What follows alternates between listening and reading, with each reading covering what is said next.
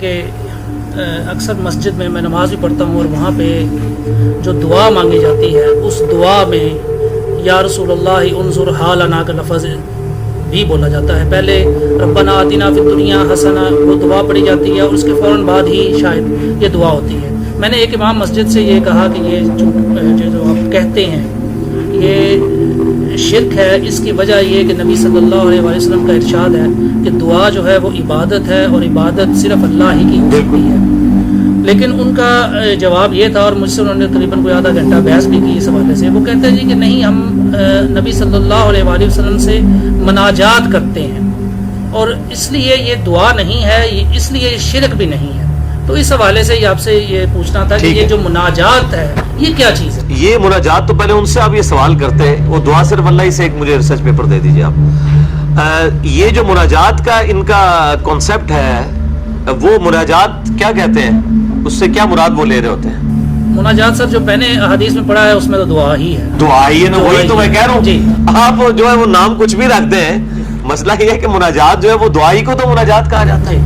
تو ان کو یہ بات اصل میں سمجھائیں. اس حوالے سے میں نے ایک ریسرچ پیپر لکھا ہے, یہ فرحان بھائی ذرا دکھا دیجیے گا ویڈیو میں بھی.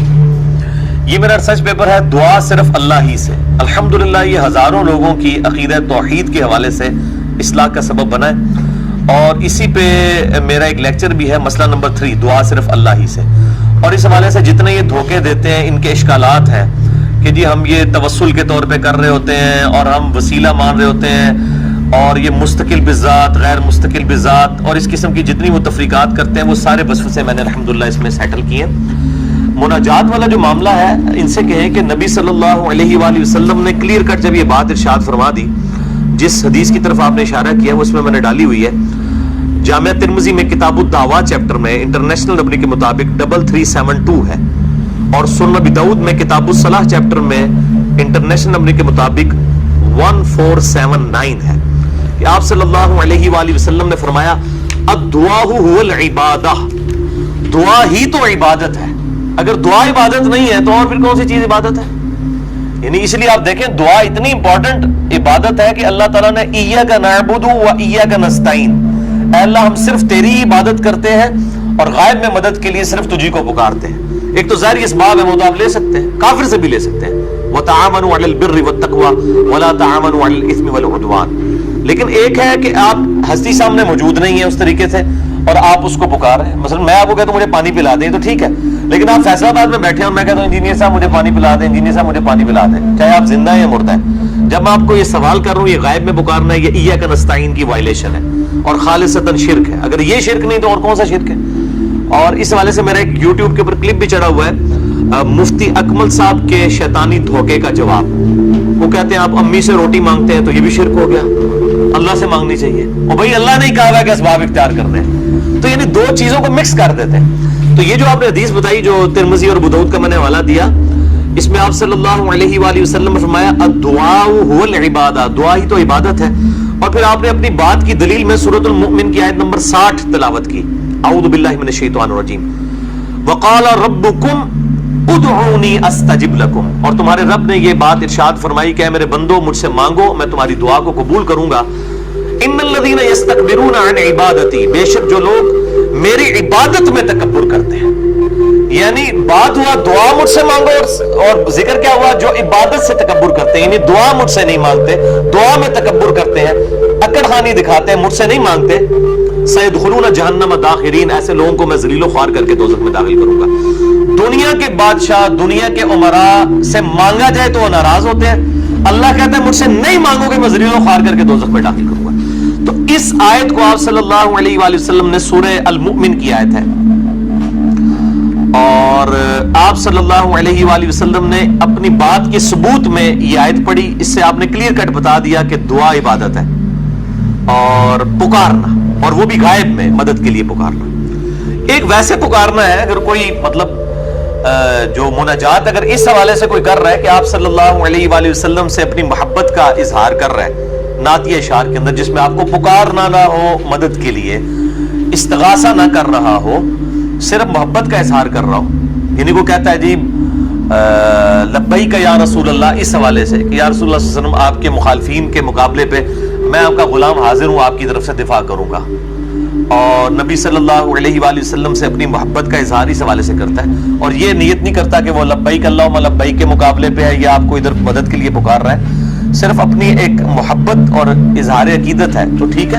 ہم نماز میں بھی پڑھتے ہیں السلام علیکہ ایھا النبی، اے نبی آپ پر سلام ہو، رحمتیں ہوں، برکتیں ہوں۔ بخاری مسلم کی حدیث ہے، جب یہ تم پڑھو گے اللہ تعالیٰ زمین و آسمان میں ہر نیک بندے تک السلام علینا وعلی عباد اللہ الصالحین کے تحت پہنچا دے گا۔ اس میں میرا ایک کلپ ہے، وہ بھی لاکھوں لوگ دیکھ چکے ہیں۔ یا رسول اللہ سے متعلق صحیح عقیدہ کیا ہے؟ تو یہ یا رسول اللہ انظر حالنا، نعوذ باللہ من ذالک، یہ بالکل آپ صلی اللہ علیہ وآلہ وسلم کی شان میں صراحتاً گستاخی ہے، اور صحابہ کرام علیہم رضوان نے کوئی ایسا عقیدہ نہیں دیا کہ آپ صلی اللہ علیہ وآلہ وسلم کو جب آپ سامنے موجود نہ ہو اور پکارا جائے۔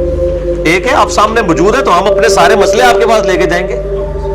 تو بخاری مسلم میں کتنی حدیثیں ہیں، بارش نہیں ہوتی تھی صحابہ دعا کرواتے تھے، اس طرح کی کسی کی پنڈلی ٹوٹ گئی ہے وہ لے کے آیا ہے، کسی کی آنکھ نکل گئی ہے وہ حاضر ہو گیا، تو وہ تو آپ صلی اللہ علیہ وسلم سامنے موجود ہوں تو ہم آج بھی انہیں کے پاس جائیں گے، وہ تو وسیلہ اور توسل ہے ظاہر اس بات۔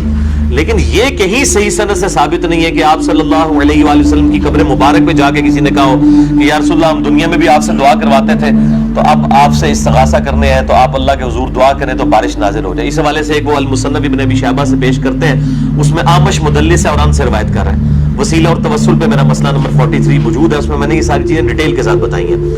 بہرحال اس کے بالکل اپوزٹ ڈاکٹرائن صحیح بخاری کی وہ حدیث ہے کتاب الاستسقاء چیپٹر میں 1010 نمبر کہ سیدنا عمر کہتے ہیں اللہ جب تک تیرے نبی ہم میں موجود تھے ہم ان سے دعا کروایا کرتے تھے اور ان کو وسیلہ اور توسل کے طور پہ آپ کے سامنے پیش کرتے تھے۔ اب آپ صلی اللہ علیہ وآلہ وسلم کی وفات کے بعد ہم آپ کے چچا عباس ابن عبد المطلب کو لے کے آئے ہیں، ان کی دعا کی برکت سے وہ بارش نازل ہو جاتی تھی قحط میں۔ اور یہ جو دوسری حدیث جو میں نے ایکسپلور کی ہے، میں اس کو کہتا ہوں ایک حدیث اور تین مسئلے، بخاری اور مسلم دونوں میں۔ صحیح بخاری میں کتاب المغازی چیپٹر میں 4086 انٹرنیشنل نمبر کے مطابق، صحیح مسلم میں کتاب الامارہ چیپٹر میں 4917۔ یہ اس دعا صرف اللہ ہی سے میں موجود ہے اور میرے لیکچر میں بھی، کہ کچھ اصحاب کو دھوکے سے شہید کر دیا گیا۔ جب ان کو کافر شہید کرنے لگے تو انہوں نے اللہ کے حضور دعا کی، اللہم بلغ عنا نبینا انا قد لقینک فرضینا عنک ورضیت عنا۔ اے نبی صلی اللہ علیہ وآلہ وسلم، اے اللہ ہمارے نبی صلی اللہ علیہ وآلہ وسلم کو ہمارے حال کی خبر کر دے کہ ہم تجھ سے ملنے والے ہیں، اس حال میں کہ ہم تجھ سے راضی ہیں، یعنی تیرے اس دین کے اوپر راضی ہیں، یعنی ہم نے اپنے نبی کا دین نہیں چھوڑا، ہمارے نبی کو یہ خبر کر دے۔ اور آپ صلی اللہ علیہ وآلہ وسلم مدینہ شریف میں بیٹھے ہیں اور آپ اپنے اصحاب کو بتا رہے ہیں کہ تمہارے جو اصحاب ہیں تمہارے ساتھیوں نے مرتے وقت یہ دعا کی ہے۔ انہوں نے یہ نہیں کہا یا رسول اللہ دیکھ لیں ہم نے آپ کا دین نہیں چھوڑا، ٹھیک ہے، آپ کو پکارا نہیں ہے۔ اس سے تین مسئلے حل ہوتے ہیں۔ تو استعانت کا مسئلہ، نہیں آپ کو پکارا نہیں مدد کے لیے، اللہ سے دعا کی۔ نمبر دو علم الغیب والا، ان کا یہ عقیدہ نہیں تھا، ان کا یہ عقیدہ تھا کہ علم الغیب اللہ کے بتانے پر آتا ہے۔ اور تیسرا حاضر و ناظر والا، ورنہ تو کہتے ہیں اللہ کے رسول آپ یہیں پہ موجود ہیں، یا رسول اللہ آپ دیکھ رہے ہیں ہماری کیا حالت ہے۔ تو یہ تو ہے صحابہ کا عقیدہ اس وقت جب کہ نبی علیہ السلام دنیا میں موجود تھے اور اس طریقے سے کوئی برزخی پردہ بھی نہیں تھا۔ اور آج تو آپ صلی اللہ علیہ وآلہ وسلم کی ہمارے ساتھ ڈائریکٹ کمیونیکیشن نہیں ہے، درود شریف کے علاوہ جو وہ بھی اللہ تعالیٰ پہنچاتا ہے فرشتوں کے جس، تو ہم اب آپ سے اس طریقے سے ریکویسٹ نہیں کر سکتے۔ تو اس امام مسجد کو بجائے یہ کہنے کے کہ یہ شرک ہے، کیونکہ شرک کے نام سے چڑھتے ہیں، ان کو بتائیں کہ یہ نبی علیہ السلام کی گستاخی ہے یا رسول اللہ انظر حالنا کہنا۔ اور بعض لوگوں نے اسے شیخ عبد القادر جیلانی المتوفی 561 ہجری کی طرف منسوب کیا ہوا ہے کہ یہ ان کے لکھے ہوئے اشعار ہیں۔ یہ بھی بالکل باطل ہے، ایسی کوئی بات نہیں ہے، اور یہ بالکل عقیدہ باطل ہے۔ ان کو بتائیں کہ یہ جب آپ دعا کر رہے ہیں درود شریف پڑھیں۔ جامعہ ترمذی میں 593 نمبر حدیث ہے، جو اللہ کا ذکر اور درود شریف کے ذریعے اللہ کی طرف متوجہ ہوتا ہے اللہ تعالیٰ اسے محروم نہیں لوٹاتا۔ درود شریف پڑھ کے اللہ تعالیٰ سے مانگے۔ تو آپ اس طریقے سے نبی صلی اللہ علیہ وآلہ وسلم کی گستاخی نہ کریں۔ اور جب ہم اس طرح کی باتیں کرتے ہیں، یہ لوگ کہتے ہیں جی وہ دیکھیں جی وہ اس سے تو گستاخی کی بو آ رہی ہے، تو ان کو پھر آپ پھکی دیا کریں علمی، جو سنن ابن ماجہ میں حدیث موجود ہے، سنن ابی داؤد کے اندر موجود ہے، اور اس کی پوری سند، کیونکہ ان دو کتابوں میں تو شریک القاضی مدلس سے ان سے روایت کر رہے ہیں، سما کی تصریح اس کی سنن الکبریٰ البیہقی کے اندر موجود ہے کہ ایک صحابی نے آ کے حضور صلی اللہ علیہ وآلہ وسلم کو سجدہ کیا، آپ فرمایا سر اٹھاؤ۔ ان کا یا رسول اللہ میں کوفے گیا تھا، وہاں ہم نے اپنے دیکھا لوگ اپنے سردار کو سجدہ کرتے ہیں، تو میں نے سمجھا کہ آپ تو اللہ کے رسول ہیں، آپ کو کیوں نہ سجدہ کریں۔ آپ نے فرمایا اگر میں سجدہ جائز سمجھتا تو بیویوں سے کہتا کہ وہ اپنے خامنوں کو سجدہ کریں اس حق کے سبب جو اللہ تعالیٰ نے ان پر رکھا ہے. یعنی سجدہ تعظیمی جو اگلی امتوں میں حلال تھا اس امت میں وہ بھی حرام ہو گیا. اور اسی کے ایک طریق میں یہ الفاظ بھی ہے ابو داؤد میں کہ مجھے بتاؤ جب میں فوت ہو جاؤں گا اور تم میری قبر کے پاس سے گزرو گے کیا میری قبر پہ بھی سجدہ کرو گے؟ کہ یا رسول اللہ نہیں، فرمایا میں مجھے بھی نہ سجدہ کروں. دیکھو یعنی قبر پہ بھی. اور حتیٰ کہ مسند احمد میں جو حدیث ہے کہ اللہم لا تجعل قبری وثنا یعبد، اے اللہ میری قبر کو بت نہ بننے دینا کہ لوگ اس سے پوچھیں. اپنی قبر مبارک کے لیے آپ صلی اللہ علیہ وآلہ وسلم نے یہ لفظ استعمال کیا. یہ اگلے دن بھی وہ کہہ رہے تھے جی نا آپ بت پرستی ہے وہ، تو آپ صلی اللہ علیہ وسلم نے خود استعمال فرمایا کہ میری قبر کو اے اللہ بت نہ بنے. یہ میں نے جو گنبد خضرا اس حوالے سے ساری جو مسئلہ نمبر میرا 27 ہے قبروں اور مزارات سے متعلق، اور میرا ریسرچ پیپر ہے رسول اللہ کی آخری وصیتیں، ریسرچ پیپر نمبر 1 صلی اللہ علیہ وآلہ وسلم، اس میں یہ ساری حدیثیں ڈالی ہیں. تو یہ بتائیں کہ یہ گستاخی ہے اس طریقے سے معاملات کرنا. اب آپ صلی اللہ علیہ وسلم نے یہ نہیں فرمایا کہ ہاں ٹھیک ہے عشق سے چلے نمبر لے گئے تو کر عشق کر رہے ہیں سب کچھ جائز ہے. یعنی عشق میں محبت میں وہی چیزیں جائز ہوں گی جو مطلب تعلیم فرمائی ہوئی ہیں. جو چیز آپ صلی اللہ علیہ وسلم نے تعلیم نہیں کی ہے یہ تو عشق کا مسئلہ ہی نہیں ہے. یہ یا رسول اللہ انظر حالنا شرک کا مسئلہ بعد میں ہے. یہ پہلی گستاخی ہے آپ صلی اللہ علیہ وآلہ وسلم کی شان میں. آپ نے اس طرح کی کوئی چیز تعلیم نہیں فرمائی. کلیئر ہو گیا؟